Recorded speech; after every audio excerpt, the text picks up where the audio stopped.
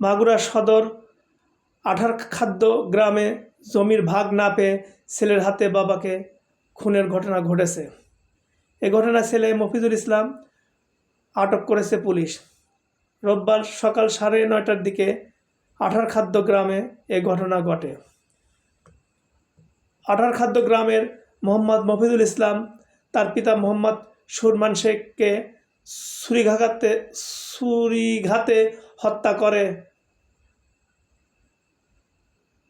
মৃত ব্যক্তির স্বজনরা জানান, রোববার 1 ডিসেম্বর সকাল 9:30টার দিকে আসামি মোহাম্মদ মফিজুল ইসলাম পিতা মোহাম্মদ সুরমান শেখের কাছে যে নিজের ভাগের জমি চাইতে আসেন। তিনি এর আগেও অনেকবার জমির ভাগ চেয়েছেন।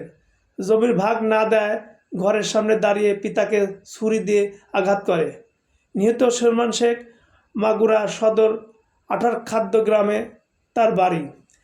পুলিশ ও স্বজনরা জানায়, রোববার বাড়িতে কেউ না থাকায় এই সুযোগে কাজে লাগিয়ে শহর থেকে ছুরি কিনে নিয়ে বাবাকে হত্যা করেন। এবং স্বজনদের দাবি, মফিজুল ইসলাম ছিলেন একজন নেশাগ্রস্ত এবং তিনি তার পিতাকে হত্যা করেছেন। এ বিষয়ে আসামি মফিজুল ইসলামের সাথে কথা হলে তিনি বলেন, আমি রাগের মাথায় ছুরি দিয়ে আঘাত করি।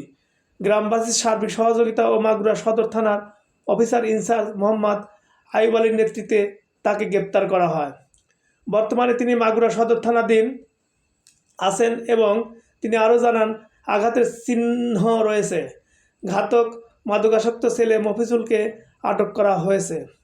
মরদেহ ময়নাতদন্তের জন্য মাগুরা 250 শয্যা বিশিষ্ট হাসপাতালে মর্গে পাঠানো হয়েছে।